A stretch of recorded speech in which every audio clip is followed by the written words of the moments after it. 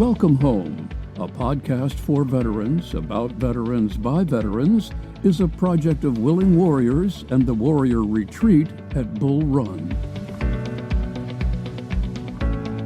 Good morning. I'm Larry Ziliak, your host, Director of Culinary Services here at the Warrior Retreat. And today our guest is Corey Brown. He's the Virginia State Director for Mission 22. An amazing organization, been around for a good while. And Corey and I, we land at the same table events all over Northern Virginia. So I was excited to have him out here today to tell us all about Mission 22 and the work that they do. So Corey, welcome to the podcast. Larry, thanks so much. So happy to be here. I love telling the story of the organization and just getting that passion from service and hopefully helping as many people as we can. I know the story of Mission 22, but tell our listeners what the organization is all about. So several years ago, a guy named Magnus Johnson, he was a Green Beret, and he had a bug in him to be an artist. And so he was doing some sculpting, and one of his sculptures actually helped start bringing around the awareness of the issue that we have with veteran suicide, and using that sculpture and kind of going on tour with it. He decided that, hey, there's more to this that we can do. And I know that he himself and his wife, who now heads the organization, for them, it's a, acts of service is the way that they continue to serve. Sure. And I think that through some of the artistry and the sculptures, you landed into a place where what can we do? Who can we bring on board? Who can we partner with that helps us get closer to, solving this issue of veteran suicide? And as you know, the statistics are pretty eye-popping. I think they came across those statistics and the report back then, which was 22 veterans a day were dying by suicide. Mm-hmm. And that propelled the idea of, hey, Mission 22, let's kind of use this as an opportunity to spread awareness and to start coming up with programs, which they really wanted a holistic kind of approach. There's several medical doctors and other sorts of professional experts that are involved with some of the recovery and resiliency programs that the organization has for people. But it was much more about it's not just about medication. It's not just about therapy even. There's building blocks. It's a journey. Sure. The post-traumatic growth that you need to achieve is first the recovery element. What do you need to recover from the post-traumatic stress that you're encountering? Mm-hmm. And then what do you need to build that resiliency? And how do you grow into being the best version of yourself that you can be now, right? Because almost everybody now has gone through or is going through or is going to go through some sort of trauma. And I think for the organization, it's about it's not a one-size-fits-all approach. It's not just based on medical this or, pharmacy that, right? There's an angle on it's got to be a life, something that you're always going to be working with, and something that's going to fit your passion area or fit in a way that's going to make you want to stay with it. And it's about, I think, building that network, that tribe, that group, that club, whatever it is that's going to help you, because none of our journeys are alone, right? We get the best benefits when we're able to come together. And I think the organization's done a really good job about finding good partners that we know. One organization probably doesn't have all the answers. Sure. So how do we loop people into a network where they can hopefully find what it is that they're missing or that they need to really experience that post-traumatic growth that we're looking for? So would you describe Mission 22 as sort of a resource guide for veterans who have these issues? They could reach out to Mission 22 for direction on where they can find different therapies, different ways of coping? There's two sides. Yeah, I think that's one of them. Definitely want to be a resource for the community. Sure. And the second piece is that we do have programs that that you can sign up through with Mission 22, and you get assigned a team that can help you, and you have physical things that can be sent to you in the mail or that you can go to that are on site in some instances, which are actually like these are Mission 22 programs that you can take part in, free of charge. But it's both of those things. I think what can we do because of this angle that Mission 22 is taken with the recovery and resiliency program, and then what can we do to also be that resource that links you up to great and wonderful places like this, the Warrior Retreat, or to an equine program, sure, or to whatever it is. It seems that the person might match too well. And are the physical programs in the north? Are there some in the Northern Virginia area? There's nothing on the East Coast yet. Okay. Mission 22 is headquartered out of Oregon. That's where most of the full-time leadership and workforce is. But there is a nationwide volunteer force. In every state, there are volunteers like myself who come out to the events like you were talking about, where we're trying to raise awareness, trying to raise money to fund those programs. A lot of the programs, for people that are, say, for here in Northern Virginia, they have a virtual opportunity. Okay. Right? So you can get your resources by mail, right? You can check in with experts and people associated with the program virtually. So it's not in person, but it does offer them some sort of flexibility. Sure. Did that grow out of COVID? I mean, I think that it grew out of the need to service people who weren't in the Pacific Northwest. Locally. Right. I think COVID helped make that something that was much more user-friendly. Right? And much more, we can use this to serve more people. We're not just limited to a certain mileage from Oregon or whatever. And, there's probably so many people that have been helped just because there was a virtual opportunity. Yeah. I think that's what they were going for. And there's a state coordinator like yourself or a volunteer in most states? Each state has a leader. Okay. A volunteer leader. In every state, that entire hierarchy is all volunteer. Okay. So you have a state leader. We have a coordinator who works out of the headquarters kind of office. It's full time. You obviously like moving these logistical pieces around, like the merchandise or the various programs, mail outs that need to go out. But for each state, it's a team of volunteers who kind of come together and work events, or they do fundraisers like the 22 push-ups a day. I guess it was a couple years ago we had the big couple that walked from like Cape Cod, Massachusetts, all the way to Arlington, and raising money all on the way. So like several of those type of events are happening each year. It's a very highly volunteer-led organization. Right. So if somebody out there does want to do some sort of fundraising event for Mission 22, you guys are open to that. That's right. What's the best way for them to get in touch with you? Is it through the webpage? I always tell people mission22.com. Yeah. It's easy to remember. There's a form there that you can fill out. It definitely gets funneled to the right people. It's the easiest way to get in touch with somebody that can help. And would that also be true for veterans who were looking for services? That's right. Okay. That's right. Who contacts them then? Is it the state coordinator or is it somebody from headquarters? It'll be somebody from headquarters. Probably we'll funnel it to one of the state leaders. Yeah.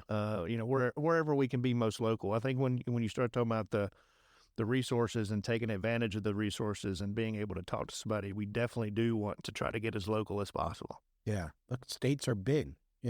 You're here. It's not like you can get in the car and drive, talk to somebody down in Chesapeake or worse, Bristol down there. Right.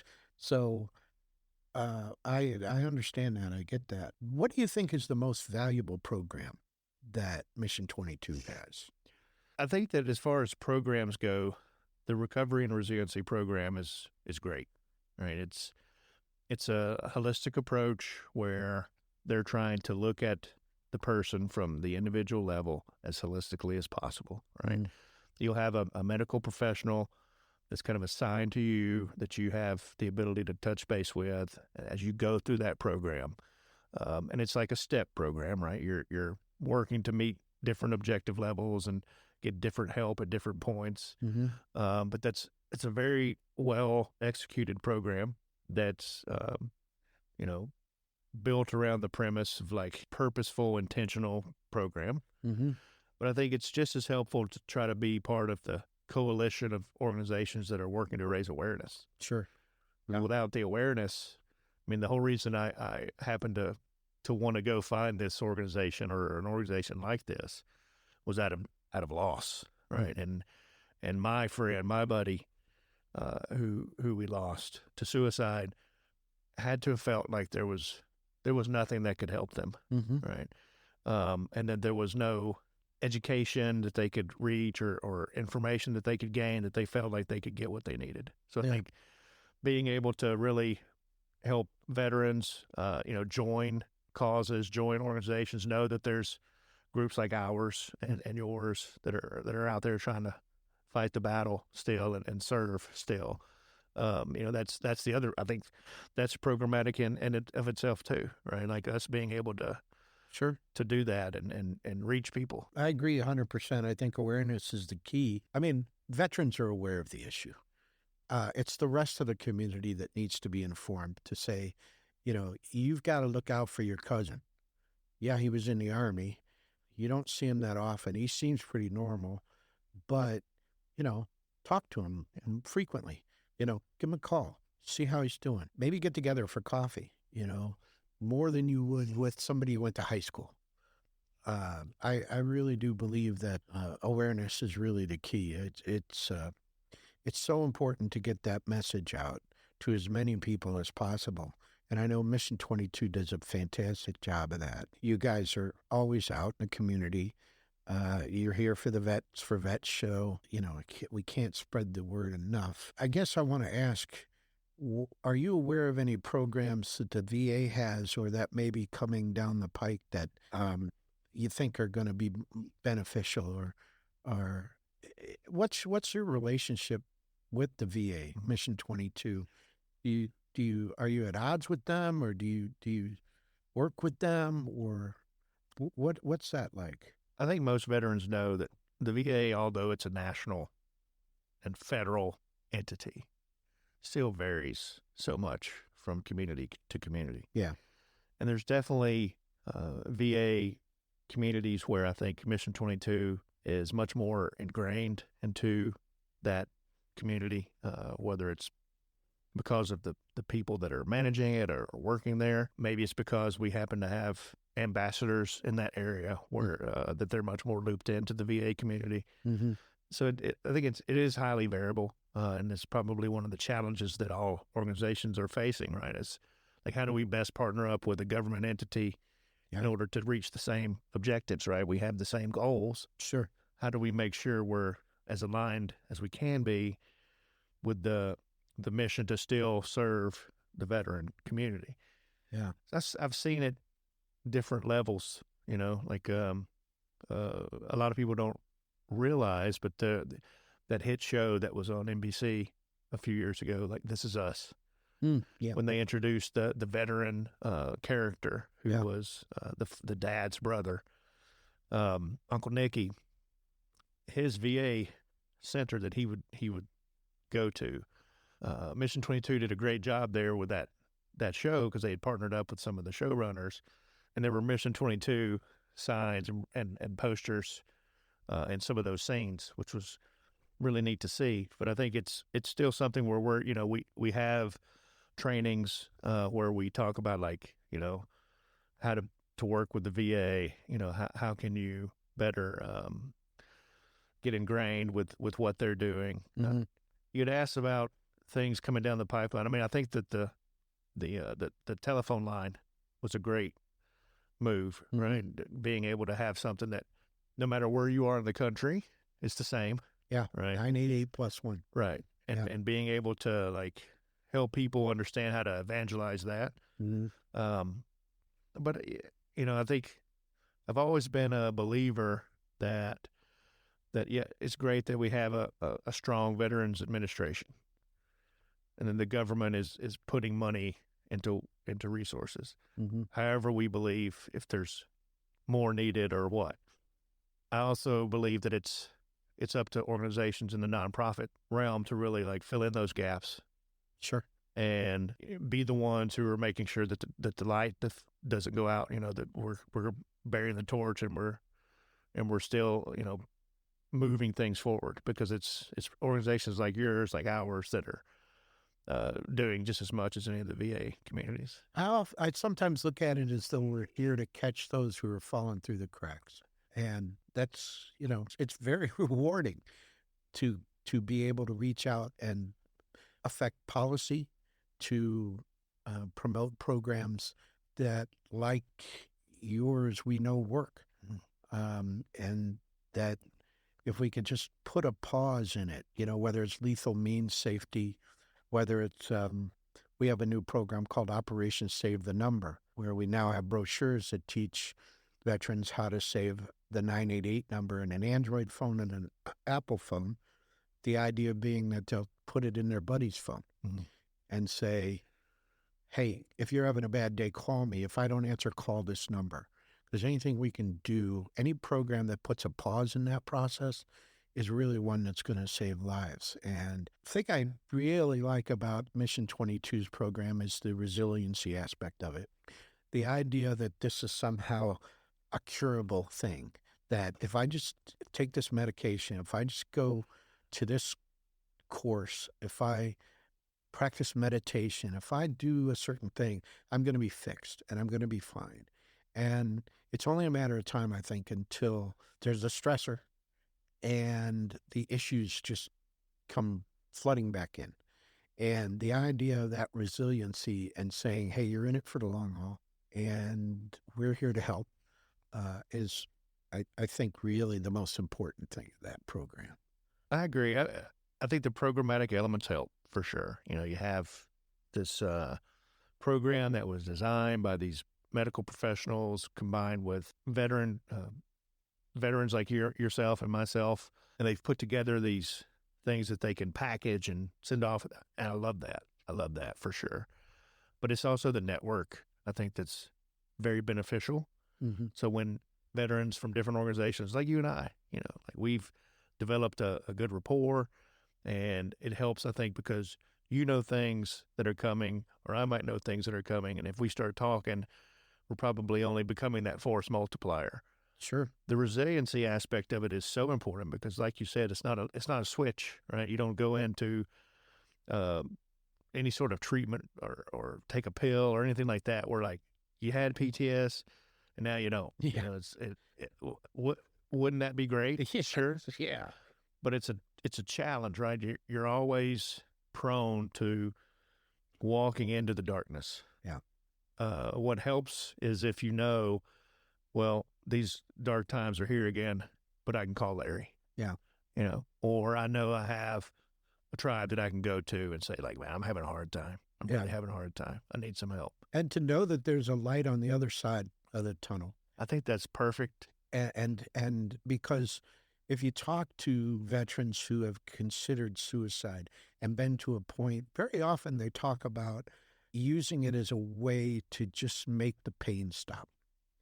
And that's so important to identify that and say, hey, you've been down this road before. You got help. You can get help again. And just stop, give somebody a call 988+1.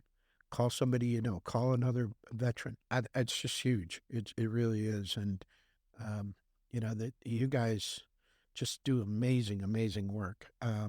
What's the one thing you'd like to leave our listeners with about Mission 22? What's the most important thing they should know?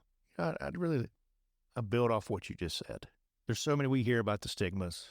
We know what the stigmas are. Mission 22 started and they had the tagline of United in the Fight Against Veteran Suicide.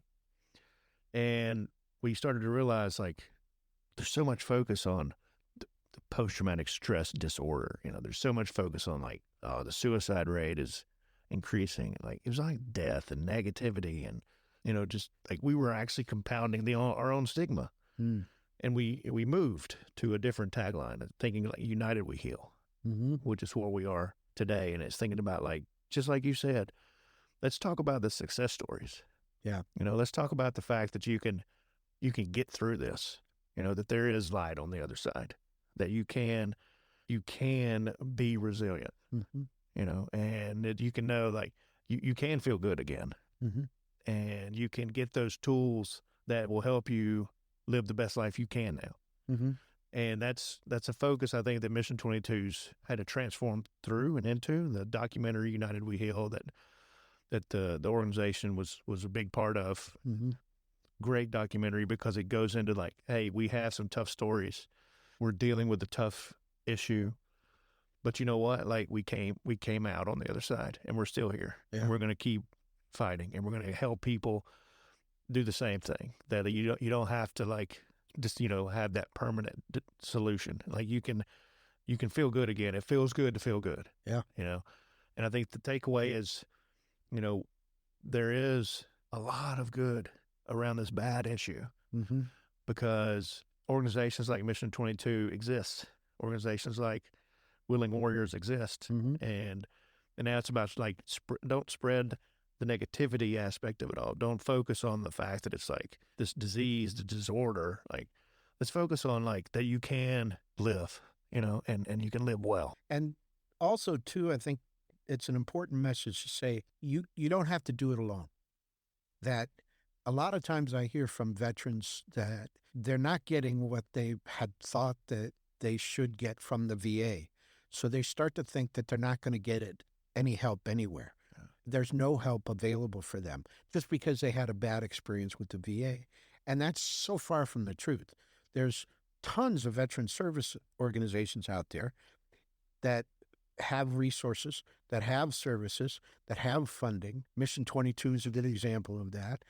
But the state, even the Virginia Department of Veteran Services, offers a lot of services that the VA does that you don't even have to be involved with the VA to take advantage of their services. So that's another important part of the message, I think, is to say, okay, you had a bad experience, but don't give up. There are people, there are organizations like Mission 22 that are here to help and are willing to help. All you have to do is just reach out. And so, listen, I really can't thank you enough for coming all the way out here to the retreat. It's kind of a cold, nasty night, but I appreciate you coming out and joining us. I really do. Well, Larry, I love it out here. Every time I come out here, I feel energized and better. I think there's just so much positive energy here. I appreciate you inviting me. I know we've been trying to work this out, and I'm glad that we finally got a chance to do it. Yeah. So for our listeners, if you want to help Mission 22, you can donate. You can do a fundraiser.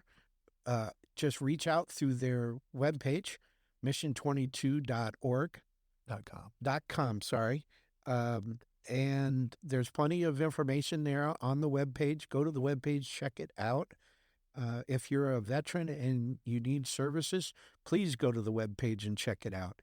And if they can help you, they will help you. We will have another podcast next Monday at 5 a.m. for you early risers. If you have any questions or suggestions, you can reach us at podcast@willingwarriors.org. Until then, take care. The Welcome Home podcast is brought to you by Willing Warriors, a nonprofit organization serving active duty service members and veterans since 2012. To learn more, please visit our webpage at willingwarriors.org.